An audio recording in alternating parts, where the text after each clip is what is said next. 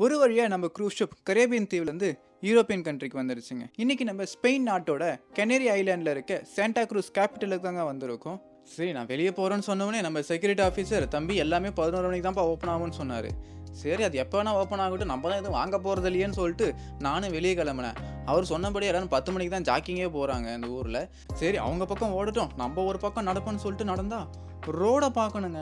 நம்ம கவுண்டமணியா சொல்கிற மாதிரி ரோடு அந்தளவுக்கு க்ளீனாக இருக்குது. ரோட்டில் மொசைக்கு போட்டிருக்காங்க, பாயிலாமலே படுத்து தூங்கலாம் போல இருக்குது, அந்தளவுக்கு க்ளீனாக இருக்குது. அதெல்லாம் பார்த்துட்டு அப்படியே ஷாப்பிங் ஸ்ட்ரீட்டுக்கு வந்தால் நம்ம ரங்கநாதன் தெரு போல் ஒரே ஸ்ட்ரீட்டில் எல்லா கார்மெண்ட் ஸ்டோர்ஸுமே இருக்குது. இதெல்லாம் பார்க்க அழகாக இருக்கேன்னு சொல்லிட்டு ஒரு கடைக்குள்ளே போயிட்டு ஒரு ஷூ எடுத்து என்ன விலைன்னு பார்த்தா 100 யூரோ.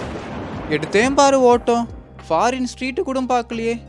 அப்படியே ஓடி போய் ஒரு பூங்காவில் நின்னேன். பா, பூங்காவாது என்ன அழகாக இருக்குது. ஒரு சிட்டிக்கு நடுவில் இவ்வளோ அழகான பூங்கா நான் பெங்களூரை தவிர வேற எங்கேயும் பார்த்தது கிடையாது. அந்தளவுக்கு அழகாக இருக்குது. சரி, அப்படியே உக்காந்து கண்ணு குளிர்ச்சியா வேடிக்கை பார்த்துன்னு தான் டைம் போகிறதே தெரியல. நான் வெறும் பூங்காவை மட்டும் தாங்க சொல்கிறேன். அந்தளவுக்கு அழகாகவும் ரொம்ப பீஸ்ஃபுல்லாகவும் இருக்குங்க.